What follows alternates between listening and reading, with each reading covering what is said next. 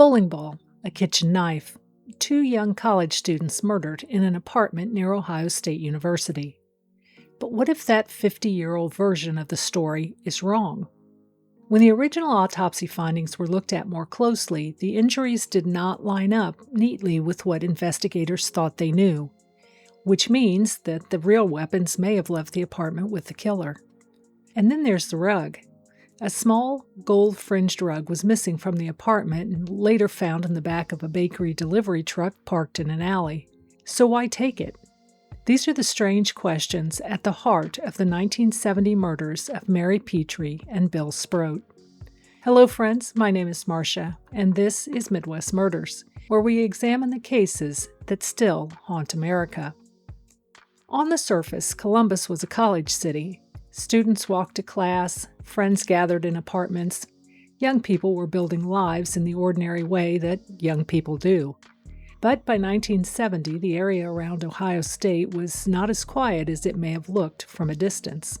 Underneath the routines, something darker was happening. Women in the area had been attacked. Students were being warned to be careful. The neighborhood around campus had become a place where safety could no longer be assumed. And to understand this case, we have to start with the place, Bill's apartment, 178 West 8th Avenue, Apartment C. Bill's apartment was filled with the usual student clutter, books, thrift store furniture. The apartment was in a 4-unit building near the Ohio State University area. It was the kind of student housing that was common around campus at the time. Modest, practical, close enough to school to make sense, but not especially secure. The building had a front entrance and 3 entrances in the back, one on each floor. Doors were not always locked. Lights burned out. People came and went. William Bill Sproat was 23 years old. He was originally from Havertown, Pennsylvania, and was a graduate student at OSU. He was described as mild-mannered and intelligent. He studied a lot, but he was not distant. He loved sports. He loved people. He seems to have been someone who took life seriously, but still enjoyed the people around him. Mary Petry was 20 years old and from Portsmouth, Ohio. She was an honors student at the College of Mount St. Joseph in Cincinnati. Mary was described as vivacious, deeply religious, quiet, and gentle. One of 5 children, she had a twin sister, Martha, who was away at school in Minnesota. Mary and Bill had met in the fall of 1968 through mutual friends at Xavier University in Cincinnati. They were both French majors. French was not just a subject for them. It was part of how they connected. It was tied to their dreams of travel, teaching, and maybe one day building a life together. Friday, February 27, 1970 was a gray, windy day in Ohio. Bill had originally planned to travel to Cincinnati to see Mary that weekend, but he had a paper due on Monday, so he stayed in Columbus to work on it. It was such a normal decision. A paper was due. The weekend plan changed. Nothing about it should have meant life or death. But Mary still wanted to see him. That afternoon, she ran into a classmate, Terry Ryan, and asked if she could hitch a ride to Columbus. They left Mount St. Joseph around 2 o'clock with several other classmates who were headed home to Cleveland. Mary and Terry were dropped off at the Holiday Inn on Stringtown Road in Grove City, just outside Columbus. They waited in the lobby together. At about 4:30, Terry's father came to pick her up. When he realized Mary was going to wait there alone, he felt uneasy. He offered to drive her to Bill's apartment. He also offered to let her wait safely at their home. Mary said no. She told them Bill was coming for her. Reluctantly, Terry and her father left Mary at the Holiday Inn. For reasons that are not clear from the public record, Bill did not pick Mary up. Around 5:15, Mary called Bill from Grove City and told him that she was on her way. She planned to take a cab into Columbus. Bill's roommate, Tom McGuigan, left the apartment around 6 p.m. He was spending the night with his girlfriend and others. At around 6:30 p.m., the taxi driver dropped Mary off at the apartment house. He watched her walk through the front door carrying a small suitcase. That was the last confirmed sighting of Mary alive. A young woman carrying a suitcase into an apartment building. Nothing dramatic, nothing alarming, just a weekend visit. But inside that building, the evening was already moving towards something no one could have imagined. At around 7:30 p.m., Mary called a girlfriend with whom she planned to spend the night, confirming plans for when she would arrive. The name of this friend has never been publicly released. She had arrived in Columbus at the last minute. She was figuring out where she would sleep. She was doing what many young women would have done at the time, especially given the expectations she was raised with. She was making arrangements. It was a small human routine. A ride, a phone call, a place to stay. Then the routine disappears. Police would later place their time of death between 7:30 and 10 p.m. And during that window, there are a few details that may or may not matter, but when you put them together, they're hard to ignore. Around 8 p.m., a newspaper boy was collecting payments in Bill's building. He saw a man he didn't recognize from the neighborhood standing on the porch. The man told him to get the hell out of here, and the boy did not get a good look at him. Later, around 10 p.m., neighbors noticed that Bill's apartment door was open. The apartment was dark and a radio was playing softly inside. No one heard a scream. No one heard a struggle. No one saw anything that made them call police. And that's one of the haunting things about this case. The warning signs were quiet. A stranger on the porch, an open door, a dark apartment. Each one of those could be explained away in the moment. Together, they feel like the edge of something terrible. The next day, Saturday, February 28th, around 12:25 p.m., Tom returned to the apartment. The door was partially opened. He stepped inside and found a scene that no one should ever have to face. The scene inside apartment C was violent, but it was also confusing. Bill was found face down on the bathroom floor. His wrists had been bound to his ankles behind his back with wire coat hangers. The wire was also fastened around his neck. It was wound so tightly that police believe the killer may have used pliers. A shirt had been knotted around his neck and threaded through his mouth as if it were a gag. There were indications that Bill had tried to remove it. He'd been stabbed 16 times in the back. According to the later review of the autopsy details, those wounds bled, which suggests that Bill was alive when he was stabbed. Mary was found on the bed in one of the bedrooms. The first officer on the scene reported that she was nude below the waist, but the autopsy notes indicate that she was wearing a blue-checked skirt. That raises a question. Was she actually nude below the waist, or had her skirt been pulled up? It's a small distinction, but in a case like this, those small details matter. Mary had marks on her wrists and her ankles, which led police to believe that she had also been bound with wire coat hangers. She had suffered blunt force trauma to the head. Early reports said a bowling ball found in the room was believed to have been used to crush her skull. She had also been stabbed 23 times in the same pattern as Bill. Police found a butcher knife at the scene and believed it to be one of the murder weapons. For years, that became the basic public understanding of this case. But the more recent look at the original autopsy findings raises a different possibility. Mary's skull injury appeared to be more consistent with an object that had a sharper edge, not a smooth, round bowling ball. And her stab wounds appeared more consistent with a double-edged knife, not the single-edged butcher knife recovered from the kitchen. There was another important detail. Mary's stab wounds all went in the same direction. If she'd been alive and struggling when those wounds were inflicted, you might expect variation, movement, angles changing, a body trying to survive. But the uniform direction of the wounds suggests that Mary may have already been dead when she was stabbed. That matters because it changes how we understand the crime. If the bowling ball was not the object that caused Mary's skull injury, and if the kitchen knife was not the knife that caused the stab wounds, then the real weapons were not found in the apartment. They left with the killer. That is the forensic twist at the center of this case. The crime scene may have looked as if the weapons were right there, sitting in plain sight, but the injuries tell a different story. And that means investigators in 1970 may have been working from assumptions that were understandable but incomplete. That is not the same as saying they didn't care. They were working with the tools and knowledge of the time. DNA testing did not exist the way it does now. Modern wound interpretation, trace evidence, and forensic databases were not available to them in the way we expect today. But the limitations of 1970 matter. They shaped what investigators saw. They shaped what they believed, and they may have shaped what they missed. And underneath all of that evidence were two young people who never had a chance to explain what happened in that room. A set of bloody fingerprints were found on the backside of the headboard. Those prints have never publicly been matched to anyone. That detail is frustrating enough, but the prints were not found immediately by the local police. They were later located by the State Bureau of Criminal Investigation several days after the crime scene was first processed. That detail shows how much depended on the limits of the crime scene processing at the time. There was no forced entry, there was very little signs of a struggle. A small amount of cash was taken from Bill's wallet and Mary's purse. And then there was the rug. A small gold-fringed rug was missing from the apartment.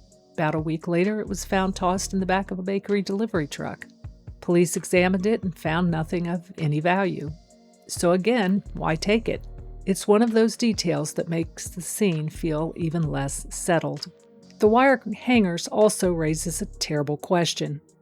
Mary's hair was found on the same wire used to bind Bill. That suggests that the wire had been used on Mary first and then reused on Bill. That one detail connects them in the sequence of the crime. It shows that this was not a clean, separate attack on two people. The same materials moved from one victim to another. Franklin County Coroner Dr. William Adrian noted that the stab wounds were in a sort of a pattern. They were grouped in a relatively small area about the size a hand would cover, and they were very deep. That detail suggests control, intention, something more than a chaotic robbery. But it still didn't explain the motive. This is where the investigation begins to feel tangled.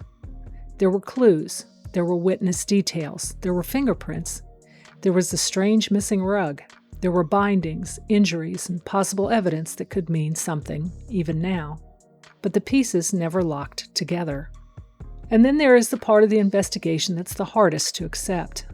By July of 1970, just 5 months after Mary and Bill were killed, police were already saying publicly that they didn't hold out much hope that the case would be solved. 5 months for two young people murdered in a student apartment. That doesn't mean the detectives did nothing, but it shows how quickly the momentum faded. Cases do not always go cold because they are impossible. Sometimes they go cold because the right technology doesn't exist yet. Sometimes because the evidence is not understood, and sometimes because responsibility falls into the cracks between agencies, campuses, neighborhoods, and departments. And sometimes people in power simply stop believing the answer can be found. Mary's brother, Reverend David Petry, had to bear the unimaginable weight of serving as the principal celebrant, along with 10 other priests, in a packed, heartbreaking funeral mass at St. Mary's Church in Portsmouth, before laying his little sister to rest in the Greenlawn Cemetery. Bill was cremated and his remains returned to his family in Pennsylvania. Two families who should have been looking ahead to graduation, visits, letters, maybe an engagement, were suddenly planning services. There's no easy way to measure what a loss like that does to a family. Mary and Bill were not just mourned for who they were mourned for everything they would never get to become. And the loss didn't stop at the family line. The OSU area was already carrying fear from the assaults near the campus. After Mary and Bill were killed, that fear had a new shape. It was no longer just warnings about walking alone or being careful near campus. Now people knew that two students could be attacked inside an apartment. The places that should have felt ordinary no longer did. In the months that followed, there were more attention on lighting, safety, and self-defense, but that came after Mary and Bill were gone. And that's one of the difficult truths in this case. Student safety often existed in a gray area. If something happened directly on campus, it was one thing. If it happened a few blocks away in a neighborhood where the students actually lived, the responsibility became less clear. But students do not stop being students when they cross a street. Mary and Bill's case sits right in that gap. From early in the investigation, police looked at whether the killer could have been connected to the other attacks happening near Ohio State. The Northside rapist had reportedly attacked 6 women in the area during the 2 months before Mary and Bill were killed. His method was frightening because it was simple. He would approach a home and ask to use the phone. Once inside, he would attack. In some of those cases, the attacker was reported to have moved chairs to block windows or hold curtains shut, as if he wanted to make sure no one outside could see what was happening. In Mary and Bill's apartment, police also noticed a chair had been pushed up against a window to hold the curtain shut. The possible connection is understandable. This doesn't prove that the North Side rapist killed Mary and Bill, but it does make the question difficult to ignore. Investigators also looked at possible connections to other crimes. One involved the murder of a young woman in the Shillitoe's garage in Cincinnati 2 years later. She was a classmate and friend of Mary's. That fact is haunting, but no confirmed connection has ever been made public. Other violent crimes in Columbus around that time have also drawn attention. It was a time and place where several terrible cases overlapped in geography and theme. But overlap is not proof, and that's where I think we need to be careful. It's tempting to pick a known violent offender and build the case around that person. Some online discussions have done just that, but unless law enforcement confirms a link, we should not present speculation as fact. What we can say is this: police considered the Northside rapist. They considered whether the killer may have known Mary and Bill. They looked at other crimes that seemed possibly connected. But more than 50 years later, no one has publicly been named as the killer. This case is not one mystery, it's several mysteries stacked together. And the first question is simple: how'd the killer get inside? There was no forced entry. That could mean the door was unlocked. It could mean that someone knocked and was allowed in. It could mean that the killer used a believable excuse. It could also mean that the killer forced his way in after the door was open, leaving no obvious sign behind.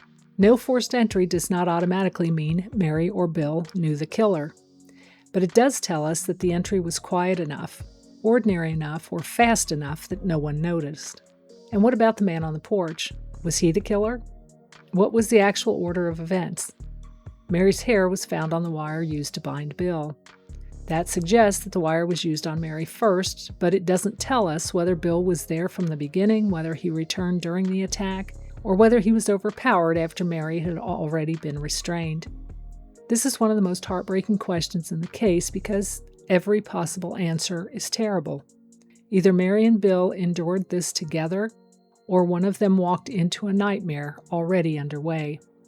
Mary's brother, Reverend David Petry, was living in Columbus at the time. He did not know Mary was in town. She had stayed with him before, and he would have gladly picked her up from the Holiday Inn. So why didn't she call him? The answer may be simple. The trip was last minute. She may not have wanted to impose.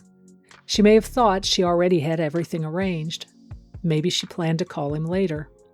But in a cold case, even the ordinary choices become painful because we can see what the people living them could not. And finally, there's the question of what went wrong.